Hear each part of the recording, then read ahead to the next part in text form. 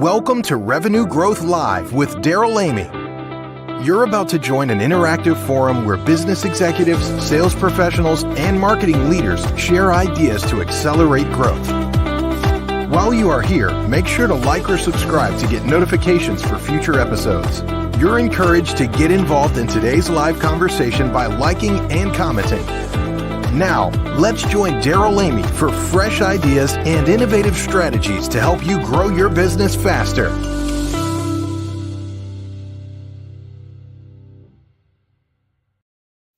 Welcome to Revenue Growth Live. Daryl Amy here, and I'm super excited about the conversation we're going to have today around moving beyond a visionary leader to foster a culture of innovation.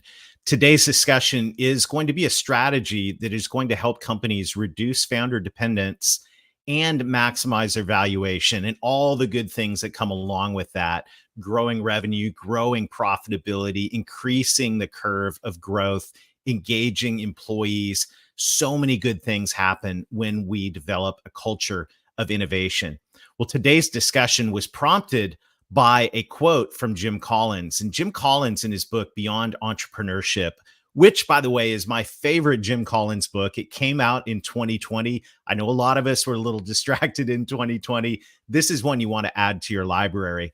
But in Beyond Entrepreneurship 2.0, Jim Collins makes this observation. He says, most companies have a creative founder. I think that is something we can all agree on. A company begins when a visionary has a vision. They have a creative founder. And a startup company, man, if you're a startup company, you better be innovating, because when a startup company stops innovating, they die. But what ends up happening is that company grows. And as that company grows, the challenge then becomes to shift. Jim Collins would say, for a company that has reached a level of maturity, someone that's in the mid-market and moved out of that startup phase, maybe they've hit the point of chaos. Maybe they've recognized that they need some operational excellence. Maybe they've put in a business operating system. For that type of company, Jim Collins says, now the challenge is to become an innovative company rather than a company dependent on an innovative founder. The challenge is to become an innovative company rather than a company dependent on an innovative founder. Why is that important? Well, for so many reasons. But right now, as we think about companies that are getting ready to exit, I'm looking forward to going to a couple conferences here in the next few weeks. I'm looking forward to seeing many of you at the EOS conference out in San Diego, where we'll be looking at how we run our companies better. Later in the month, bridging into May, I'm excited to be at the Exit Planning Summit put on by the Exit Planning Institute. And these are certified exit planning advisors that are coming alongside businesses and saying, hey, if you want to make an exit, you need to maximize the valuation of your business. How do you do that? Well, we've got to reduce founder dependence, because the buyer of that company is asking themselves a question: what happens when that buyer walks out the door for the last time? What's going to happen to the company? Well, of course, on one side, we've got to make sure we have operational excellence and financial excellence in place. That's great. But what happens when the entrepreneurial DNA of that creative visionary founder leaves the business? And this is begging the question of, well, what if we could flip that and do what Jim Collins actually says and say, hey, instead of being a company with a visionary founder, AKA founder dependent company, what if we could become a company that's a innovative company that has a culture of innovation? With that, we could actually take that company and maximize its valuation. So how do you know? This is what I want to talk about as we begin our 25-minute conversation here today. How do you know? What are some telltale signs that you have a company with an innovative founder versus a company with an innovative culture? And I want to submit 4 things are true around those areas. One is, first of all, you've got one person innovating versus a team of people. In Scaling Up, Vern Harnish says, you need a strategic thinking team. He advocates for that. He points to Jim Collins' Good to Great, where Jim Collins discovered that every great company had a council of people that were thinking about the future. You can tell you've got an innovative culture You can say, hey, you may have that in your tagline, you may have that on your website. That's great. But you have an innovative culture when you actually have a team or teams of people that are looking to invent the future, that are looking to stimulate progress. We call it strategic innovation that's aimed at providing more value to your ideal clients and in turn increasing the value or creating value for the company. And it's very interesting. We had an exercise. A friend of mine is EOS implementer. I was in his office last year and we were talking about this idea. And he said, what if we flip the accountability chart, which for those of you who don't use EOS yet, the accountability chart is like taking an org chart and putting it on steroids, focused on who does what and who's accountable for what. So what if we took the accountability chart and flipped it on its side, and we put everybody on the right who's responsible for preserving the core, and everyone on the left who's responsible for stimulating progress? Now, remember, Jim Collins, we're quoting him a lot here today, but you know what? He deserves it. He's Jim Collins. Jim Collins says, you've got in his company, his book, Built to Last, he said, you got to do two things as a company and do them really well. You got to preserve the core. You need operational excellence, but you also need to stimulate progress. You need innovation. And what begins to happen, and this is an example for a company using an accountability chart in the EOS model. And yes, I did put the ideal client in the middle. And yes, I did use our growth model from Revenue Growth Engine. But putting that aside, we got a bunch of people delivering operational excellence to the ideal client. Who's creating the future? Well, in most companies, whether you use EOS or not, it's usually the founder. It's that visionary founder. And this goes back to what Jim Collins is saying in Built to Last. He's saying, hey guys, we got to move beyond being a company with a visionary founder. We've got to mature. We've got to graduate to a company with an innovative culture. And so I shared this in previous executive briefings. You can go back and do a deep dive on this. Also give you access at the end of this to a visionary's guide to unleashing strategic innovation. But the idea is pretty simple. Why don't we put a team of people together? Why don't we, instead of just having one person come up with all the ideas, why don't we find a team of people that are close to the customer, that have their ear to the ground, their finger on the pulse of what's going on in the marketplace? And why don't we take those people, get them together on a regular basis, have a cadence, have a system, have some tools so they can actually come up with some practical ideas. When we talk about innovation in the mid-market, we're not talking about Elon Musk shooting for the moon or inventing a self-driving hovercraft. That's great for that type of company. We're talking about practical innovation on how can we deliver more value to our ideal clients, things on product and service enhancements, things on go-to-market strategy, customer experience, even internal processes that will drive and create more value. Yeah, we got a team of people on the right that are working on execution, but who's working on innovation? And this is the difference between a company with an innovative founder versus a company with an innovative culture. They have a group of people that get together regularly. It's interesting. The great Peter Drucker was writing about this all the way back in 1985. So I was a sophomore in high school when he was writing this.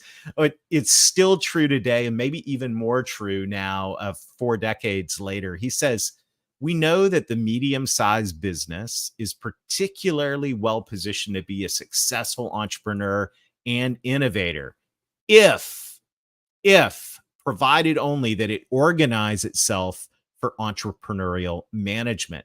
This has got to hit the org chart, the accountability chart. There needs to be a team of people that are getting together on a regular basis to come up with new ideas. It cannot be random acts of innovation.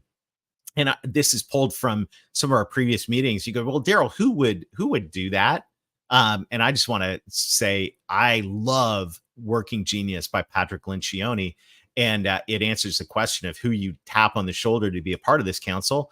Let's find our W's and I's and mix in some discernment. I wonder if there's a better way that we could do this. Invention. I got 5 ideas. Discernment. Well, hey, Daryl, one of those 5 ideas is great. These are the people you pull onto the team. So the question is, Have you engaged those people in your company? If you haven't, you might be a company dependent on a visionary founder. If you have, you might be a company that is developing an innovative culture. And that's going to keep those people engaged. It's going to create a steady stream of new ideas. And when you go to actually value the company, it's going to increase the value of the company because it reduces founder dependence. All right. So, do you have a team of people or is it one person? Are you doing innovation based on inspiration or a process? Or for my fellow Canadians, a process? I'm going to quote Drucker once again because he can't go wrong quoting Drucker. Purposeful, systematic innovation begins with an analysis of the opportunities. Here's the problem with innovation in most mid-market companies, especially if it's founder dependent. Happens, founder reads a book, watches a YouTube video, goes to a conference, has some bad Chinese food, comes into the office the next day and goes, I got a great idea. And you know what? It might be a fantastic idea. It might be a horrible one too. But let's say it's a fantastic idea and it gets rolled out and all of that. That's great. But you know what's wrong with that? And this is where Drucker just hammers on this over and over in his book. He said, you cannot run a company based on inspiration. Hey, I want you to be inspiring. I love the word inspiration. It's one of my core values personally, but you can't run a company based on that. You need a team, you need a process, you need a way of analyzing things and looking at your ideal clients and looking at the C-level changes in the market. And my goodness, we have a lot of C-level changes going on right now. You need a way, a process, a consistent cadence of activity that's going on to come up with new ideas, and then to take those ideas and test them and validate them, which is something that's missing in most companies that have innovative or visionary founder. The founder comes up with new ideas, airmails them into the team meeting and says, here's what we're going to do, but no one tested it, and everybody gets nervous, and the success rate of those are really, really bad. How can I tell you that? I know it from personal experience. Let's just be real. But what we need is we need a process. We need a process with systems and tools to strategically innovate. And this is where a strategic innovation council comes in. It's a group of forward-thinking employees with gifts of wonder and invention and some discernment that meets with a regular cadence to develop, pilot, and package new ideas.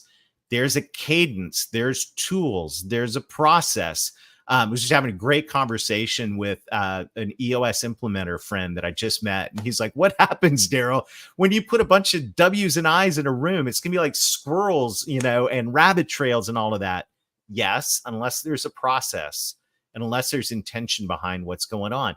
And when we gather people together and we execute in terms of a process, now innovation becomes strategic. It becomes an engine. And this is why I'm working on my next book, Strategic Innovation Engine, because just like a company needed a growth engine and every company needs a revenue engine, I call it the revenue growth engine, we also need an engine for innovation, something that's consistent, cadence, flywheel type thing happening in the company for innovation. It's not random acts of inspiration that happen.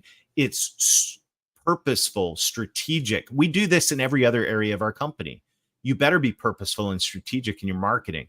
You better be purposeful and strategic and have systems for your operations. And you better have systems for your finance. We need the same thing, but we need to do it with an innovation spin.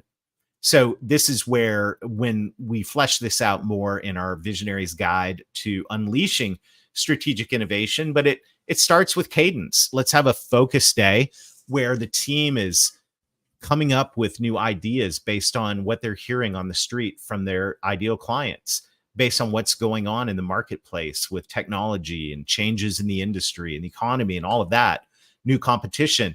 They're coming out of those quarterly innovation focus days with ideas. So let's pick the top 3, for example, and let's pilot them. Let's do a minimum viable product. Let's pitch it to some ideal clients, see what they think, take that feedback, optimize it.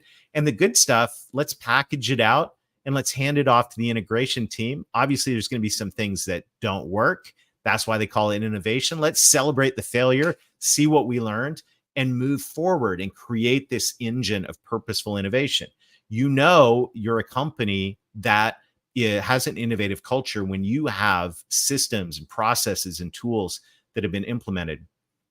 Third way, first way is it's a team, not just a person. Second, there's processes, not just in implementation. Third is there's a scorecard.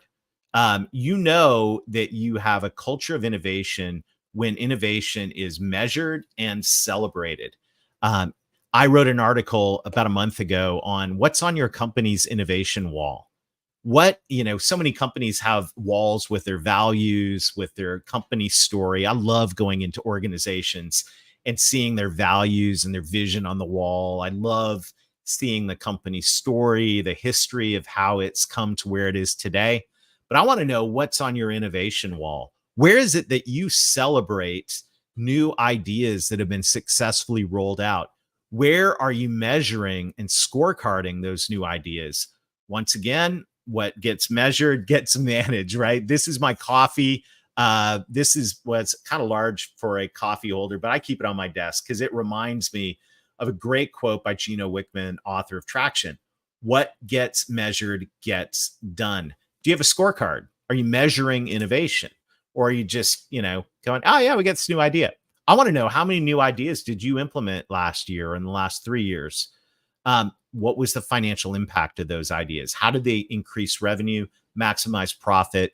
And if you are then able to forecast that across a range of multiples on EBITDA, what did that innovation actually do to the value of your company? And when you start doing it that way, you start to go, whoa, wow. If the number is 0, we've got a lot of room for improvement, which is exciting. Fourth way, you know that you're a company dependent on an innovative founder rather than a company with an innovative culture, is you have R&D tax credits or incentives. So this is not my area of expertise, but I fortunately know people who have this area of expertise. Did your company take R&D tax credits? Did you even try to? Did you apply for that? Are you taking advantage of economic incentives from your state or local government? I've learned that governments support 3 things that drive growth. Why does the government want growth? Well, more people move in, there's more tax revenue. This is really simple. They invest in jobs, they invest in property, plant, and equipment like new real estate, and they invest in research and development. And once again, this is beyond my area of expertise. This is an area where you want to talk to your financial professional, or maybe more importantly, talk to a financial professional that specializes in R&D tax credits, and I can introduce you to those people. But my real question here today is, here's a good sign. If you have an innovative culture, you're going after this stuff and you're taking advantage of it. By the way, if you can get tax credits and you're getting ready to sell a business in the next 2 or 3 years, and that just goes straight through to bottom line, or those tax credits offset some of the taxation on the business when it sells. Once again, beyond my scope of expertise, but I know enough about finance to go, that's valuable. That's free money to take advantage of. Are you doing that? If you're not, I would suspect maybe you don't have an innovative culture. And this is where, as companies right now, we've got an opportunity. I'm just going to say an opportunity. I don't even want to call this a problem, even though I think you could frame it as a problem. I want to frame this as an opportunity. Here's what Jim Collins says. He says, hey, if you want to become an enduring great company, and who doesn't want to become an enduring great company? Or let's flip it, to become a company that fizzles out and is mediocre, dot, dot, dot. Now, Jim Collins says, hey, to become an enduring great company, it's got to have the ability to innovate continually, to have a constant flow of new ideas, some of which are fully implemented and some of which aren't. And I would say, a fifth hallmark of an innovative culture is one that celebrates failure as much as they celebrate success. You go, are we going to celebrate failure? If it was a new idea that seemed like one and we tested it out and we validated that it wasn't a good idea before we brought it to market and it had a massive problem, absolutely, we'll celebrate that all day long. Celebrate success, celebrate failure. We need a continual flow of new ideas, some of which are fully implemented. So How do we build an innovative culture? Well, if you want some ideas on how to do that specifically, I just invite you to go to strategicinnovationengine.com and click on the Get Started button. We can talk about it one-on-one for your business, but here are 4 ideas. First of all, you want to identify the employees on your team with gifts of innovation. I think the working genius model is one of the best ways to do this. You could also use culture index and some other models. But I want to know, who are the people on the team that wake up in the morning thinking about, is there a better way to do this? Is there in our friends over at YOS, another great way. My why, as this is a derivative of Simon Sinek's Start With Why. My why is a better way. And coincidentally, when I took the working genius, my working geniuses are invention and wonder. I wake up in the morning. Sometimes I wake up in the middle of the night thinking about better ways to do things with new ideas. You've got those people on your team. What a shame if their working genius doesn't get tapped. And what even bigger shame is if one of your competitors recognizes that and swipes them off your team. So we want to identify employees with gifts of innovation. We want to implement a system to identify, validate, and develop new ideas. We want to keep score, and we want to investigate potential tax credits. These are some ways to begin to build an innovative culture inside your company. So you go, Daryl, we don't have time to do this. Okay, well, who does? Look, this is my quote, and I quote a lot of people. I've quoted a lot of people today. But this is my quote: everyone is busy. You can either be busy innovating the future, or you can be busy reacting to your competitors who are innovating the future and displacing you. I credit my friend Davin Salvagna over at Purpose Point, the host of the Purpose Summit, which, by the way, is coming up really, really soon. I highly recommend the Purpose Summit. Davin says, he said, Daryl, when he read the special report on a visionary's guide to strategic innovation, he said, Daryl, companies that operate operate with excellence and fail to innovate stagnate. And that's, that is operational excellence without innovation leads to stagnation. That's what happens. And eventually it could lead to displacement by a savvy competitor. And look, we're living at a time of massive change. I graduated from university in 1993. It was the year that Al Gore released the internet. Y'all remember that back then. Now you look back over 3.5 decades and you go, wow, incredible. I guess that's 3 decades, 93 to 2003, 23. Amazing what that did. Well, guess what? There's another sea-level change in technology right now. Have you noticed it? This thing, and there's artificial intelligence, there's blockchain, there's robotic process engineering, there's automation, there's all kinds of technologies happening out there that have the potential to disrupt industries. Well, my question is, are you going to be the one that disrupts, or are you going to get disrupted? Are you going to depend on random acts of inspiration from a visionary founder, or are you going to tap the working genius of the people on your team who have gifts of innovation, who are close to the customer, and who also, by the way, might be a little younger than the founder of the company in many cases? You're going to tap those people to invent the future. And if you want to make the excuse that we're too busy for that, I would say you can make that excuse for anything. But I would say, do you want to be busy inventing the future, or do you want to be busy reacting to your competitors, either current or new, that are inventing the future? So if you'd like to have a conversation about this, I love talking about this stuff.